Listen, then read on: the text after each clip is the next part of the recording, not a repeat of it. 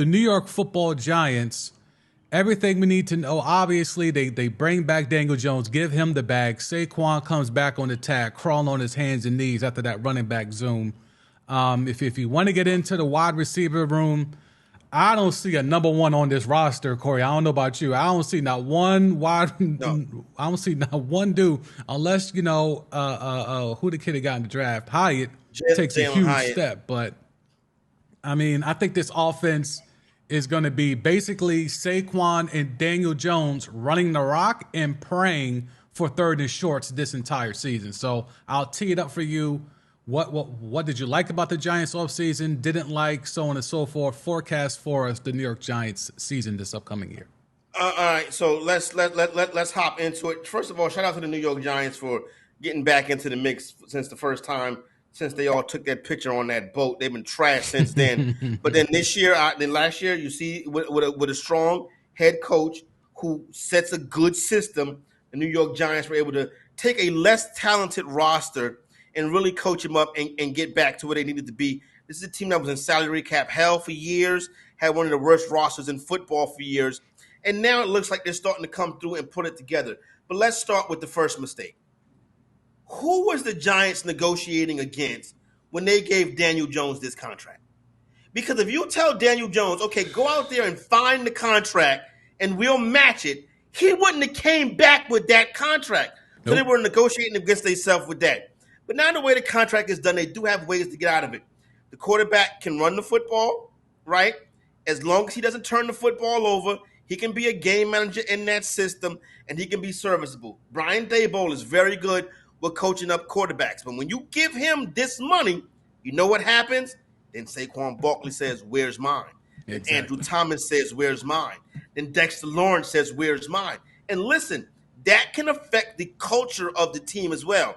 Now, Daboll has to come back and get this culture back to where it was last year. I think that's going to be critical.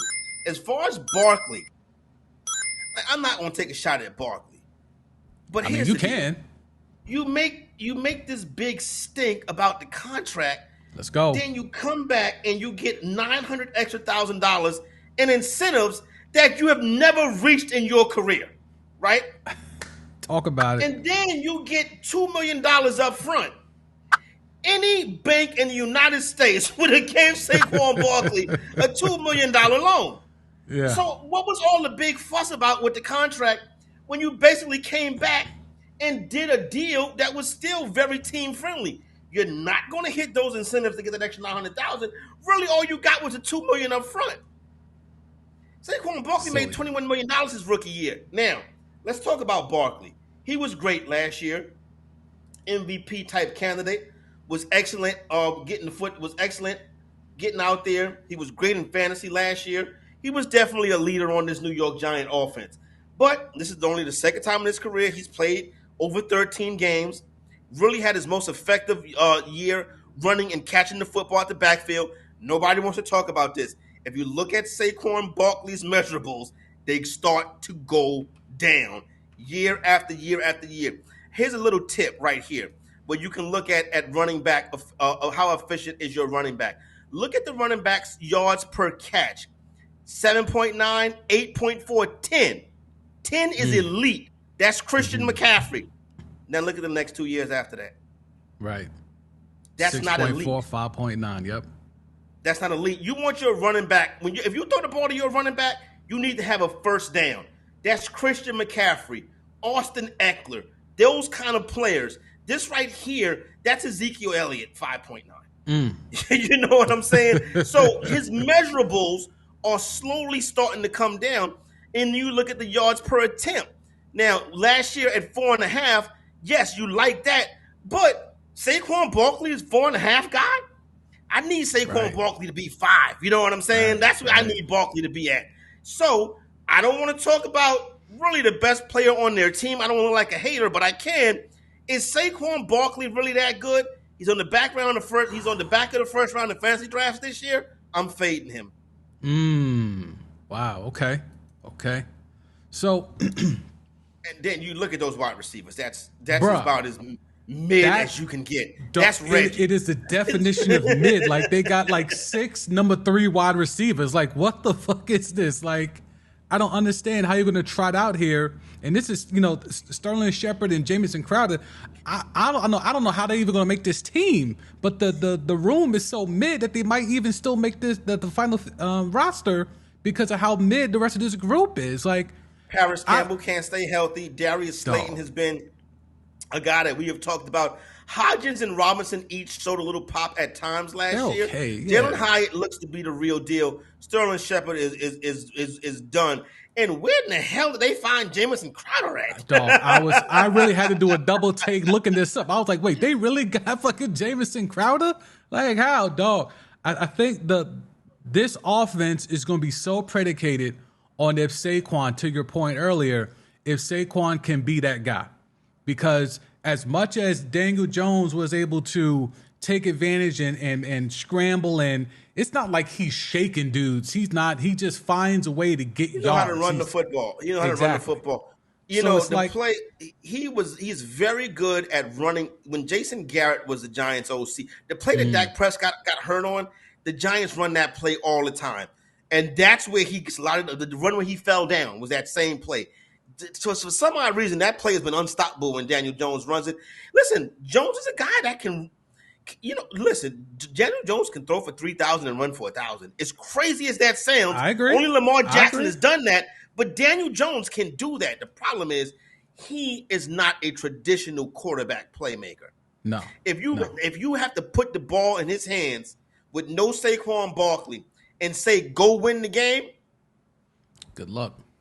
Good luck. But Darren Waller, that tight end, though, that's their best. If he's healthy, though, that's the thing with Waller. Like, it's always health with him. He's battled through a lot of shit off the field and whatnot. But it's like, I thought he was going to cook with Carr and Devonta Adams last year in Vegas. I thought that was going to be a top tier offense. Then he gets hurt again, and then when he came back, he was never fully himself. Like, I mean, I think that the strength of this team is in, at least the offense anyway, is 3 dudes. It's Daniel Jones, Saquon, and Andrew Thomas.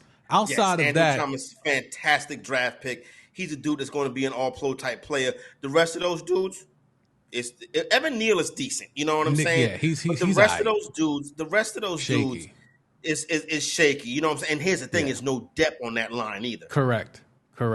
And and that's why for me, this offense, they need to keep the scores close and leading for that, because there's not a lot of explosive guys here. Like there's unless Jalen Hyatt shows some flash like he did in college, I don't see any game breakers here outside of Saquon. He's still the best player. You could argue maybe Andrew Thomas, but in terms of the best player on his offense, it's still Saquon. And with that being said, this defense, they look the part. I like Dexter Lawrence a lot. Leonard Williams, all right. I mean, Thibodeau flashed certainly last year.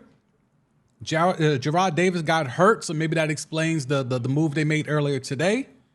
I mean, so there's a lot here with this defense. I'm more intrigued about this Giants defense than I am the offense. The offense to me is mid as hell. I think the strength of this team is the defense.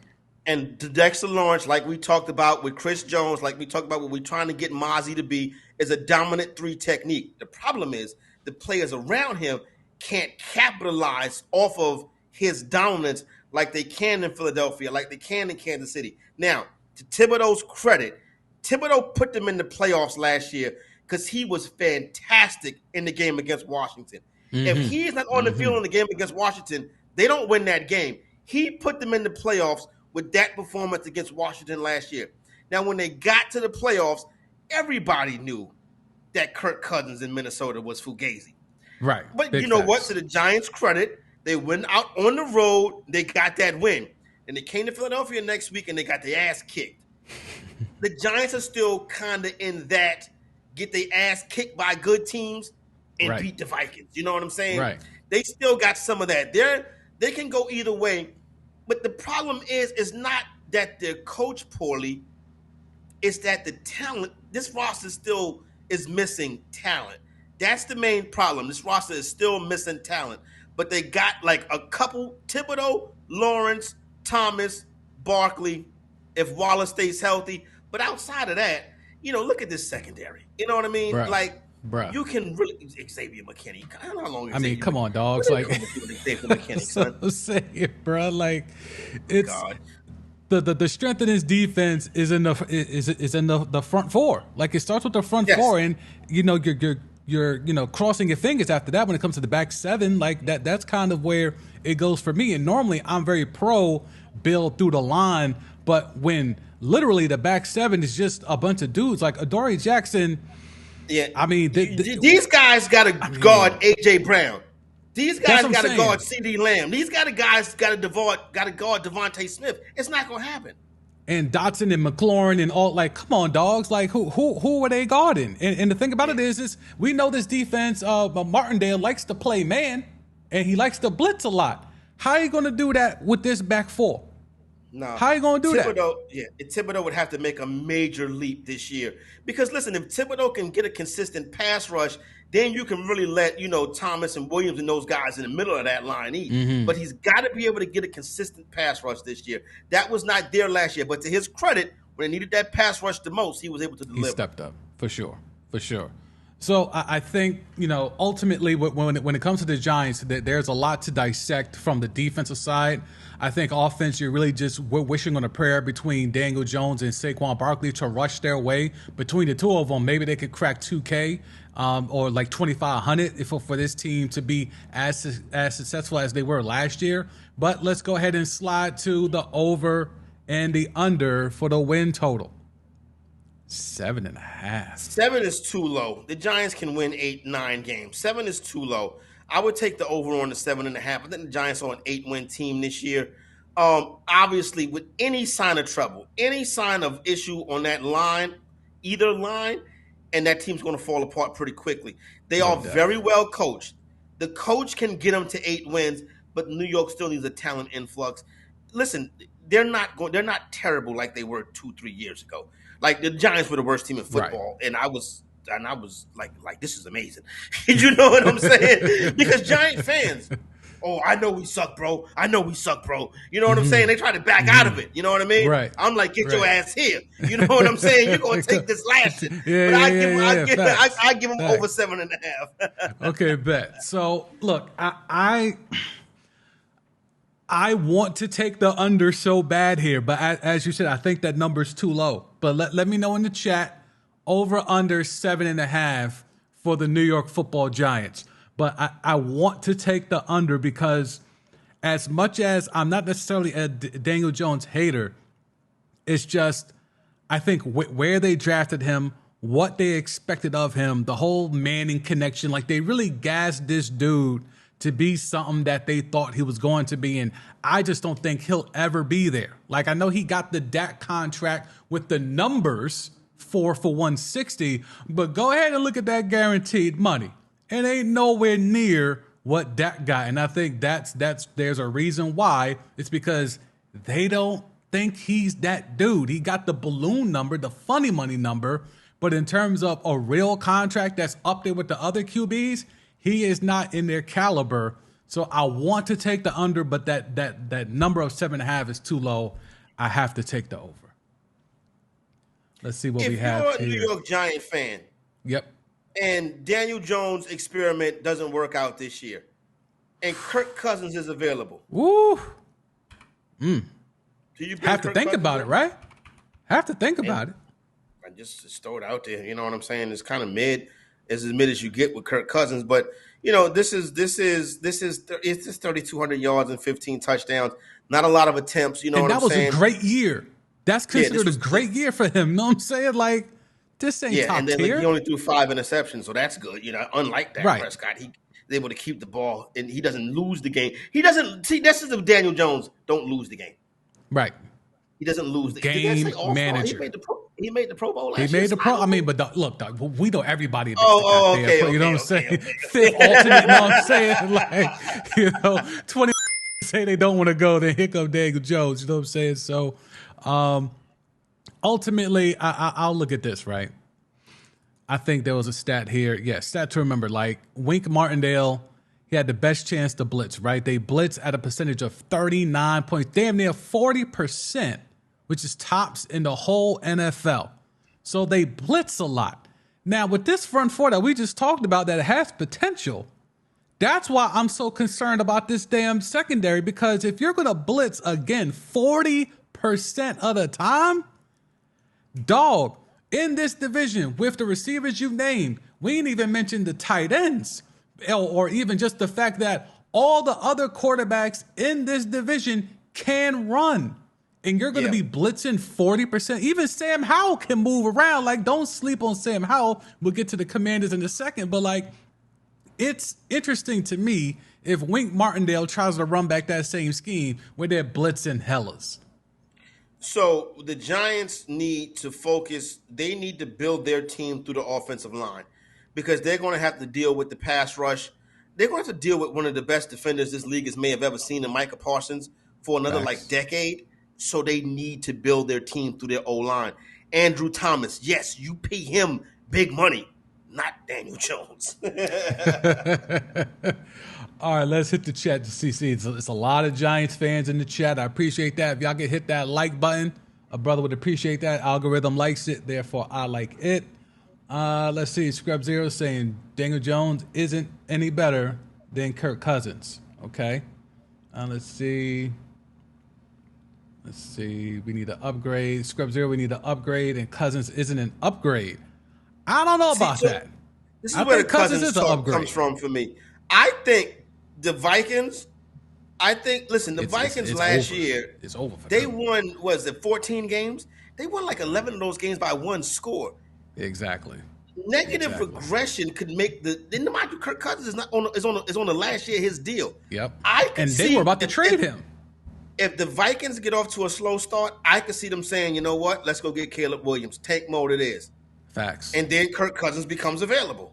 Facts. No, I agree. And look, the fact that the Vikings were seriously considering, or at least they offered, allegedly, but not really, they offered Kirk Cousins for Trey Lance in the offseason kind of lets you know what they think of Kirk Cousins long term, dog. So it's quite the possibility that Kirk Cousins will be available on the market. Yeah, and he doesn't have a contract. He's coming into the back of this year. If that team starts to stink it up, they could definitely say, okay, let's go get Caleb. Let's go get Drizzy Drake May. You know what I'm saying? And see if we can take the next step with a quarterback like that and let Kirk Cousins walk. But listen, if I'm Kirk Cousins, Kirk Cousins done made as much money as James Harden. You know what I'm saying? And he's a football player. You know what I'm saying? Yeah.